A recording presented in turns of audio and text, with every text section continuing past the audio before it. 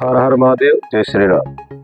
हिंदू धर्म में 16 प्रकार से पूजा की जाती है, जिसको षोडशोपचार कहते हैं। पंडितों की भाषा में षोडशोपचार कहते हैं। वो किस प्रकार की 16 प्रकार की पूजा होती है उसको आज आप समझेंगे और किस किस प्रकार से पूजा होती है। हिंदू धर्म की पूजा पद्धति में बहुत विविधतापूर्ण है, जिसमें घर में दैनिक पूजा, नित्य पूजा, त्योहारों पर होने वाली पूजा, नैमित्तिक पूजा, जिसको किसी विशेष इच्छा पूर्ति के लिए की जाने वाली जिसको काम्य पूजा कहते हैं, और जिसमें मूर्ति पूजा, मंत्र, हवन, ध्यान, भोग जैसे अनुष्ठान होते हैं, वे व्यक्तिगत श्रद्धा के उद्देश्य के अनुसार बदलती रहती है। जिसमें पंचोपचार, गंध, फूल, दीप, धूप, नैवेद्य और षोडशोपचार 16 प्रकार की प्रमुख विधि है। तो आइए जानते हैं।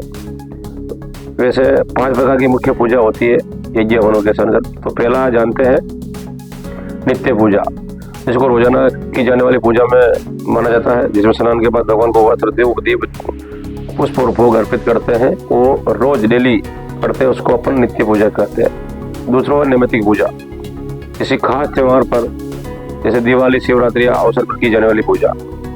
काम्य पूजा, किसी विशेष इच्छा के जैसे संतान प्राप्ति, धन प्राप्ति, वर्दी, विवाह के लिए की जाने वाली पूजा को काम्य पूजा कहा जाता है। आत्म पूजा, मन और आत्मा को ईश्वर का ध्यान और चिंतन करने के लिए जो मानसिक साधना है उसको आत्म पूजा के नाम से जाना जाता है। आत्म शांति के लिए जो किया जाता है। यज्ञ हवन, अग्नि के माध्यम से देवताओं को आहुति देना और उनको संतुष्ट करना, जिस पूजा को बहुत ही प्रभावशाली माना गया है। तो इसको यज्ञ हवन के द्वारा हम देवताओं को संतुष्ट करके भोग लगा के अपनी इच्छा की पूर्ति के लिए कार्य अपन करते हैं। तो इसको कहते हैं यज्ञ हवन पूजा। अब पूजा की विशेष जो पूजा की सामान्य विधि है उसमें 1650 से अपन पूजा करते हैं भगवान की, उसका अपन समझेंगे। तो आइए शुरू करते हैं, जानते हैं। पहला है आत्मशुद्धि। पूजा से पहले स्वयं को शुद्ध करना। पूजा से पहले स्वयं को शुद्ध करना, अंदर से और बाहर से। आत्मा की शुद्धि और शरीर की शुद्धि, जिसको आत्मशुद्धि कहते हैं। फिर बोलते हैं आह्वान। स्नान के बाद आह्वान करते हैं भगवान किसी चीज को, किसी देवता को बुलाना है, उसका मंत्र द्वारा उसका आह्वान करते हैं और उसको बुलाया जाता है।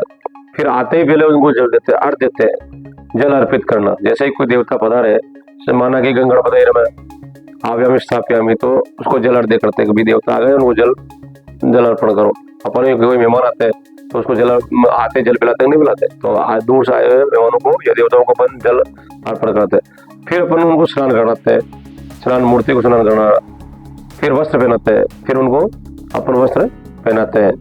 फिर गंध, तिलक या चंदन या रोली जो तिलक करते हैं, जो ये मुख्य अंग है। क्योंकि आने के बाद जल देना, स्नान कराना, वस्त्र पहनाना और तिलक, रोली, गंध या रोली, चंदन का तिलक करना। फिर पुष्प चढ़ाते हैं, सब वस्त्र करने में पुष्प चढ़ाते हैं। फिर धूप दिखाते हैं, फिर धूप अपन दिखाते हैं, फिर दीपक दिखाते हैं, दीपक दिखाना। फिर भोग लगाते हैं। बाद में क्या करते हैं अपन? भोग लगाते हैं। अब देवता आ गए हैं तो आप उनको भोग लगाए। फिर तांबूल, वो खाना खाने के बाद में अपन भी पान खाते हैं, उनके फायदे भी हैं। और पान अमृत के बूंद से प्रकट हुआ। पान किससे प्रकट हुआ? अमृत की बूंद से। तो नैवेद्य भोग, मिठाई का, फल का या किसी का भी भोग लगाते हैं। भोग लगाने के बाद में तांबूल, पान, सुपारी, लौंग आदि अर्पित करते हैं। भोग के बाद में पान, सुपारी, लौंग आदि को अपन उनको भोग लगाने के बाद करवाते हैं। उसके बाद अपन वो जाने की तैयारी करते हैं तो हम उसको दक्षिणा देते हैं। क्या देते हैं? दक्षिणा, धन या दक्षिणा अर्पण करना। आप वापस जा रहे हैं, पधारे, उनको भेजते हैं तो धन दक्षिणा अपन आप बोलते हैं कि आने वालों को खाली हाथ नहीं भेजा जाता। कोई भी व्यक्ति आता है तो उसको खाली हाथ अपन नहीं भेजते, ये मुख्य परंपरा है। तो ये 16 प्रकार की पूजा मैंने आपके बताई है, इसका मुख्य बिंदु।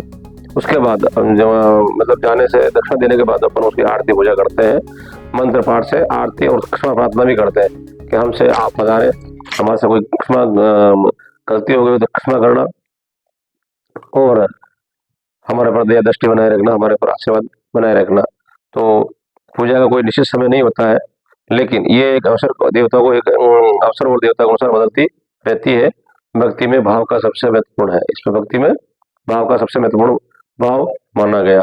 आप किस भाव से पूजा कर रहे हो, ये बिल्कुल सत्य है। तो मैंने आज आपको 16 प्रकार से पूजा, किस प्रकार से देवता, कोई भी देवता की पूजा करे, जो षोडशोपचार कहते हैं, उस प्रकार से पूजा करना विधि विधान से, तो आपको बिल्कुल उसका लाभ मिलेगा। जय श्री राम, हर हर महादेव, जय सनातन।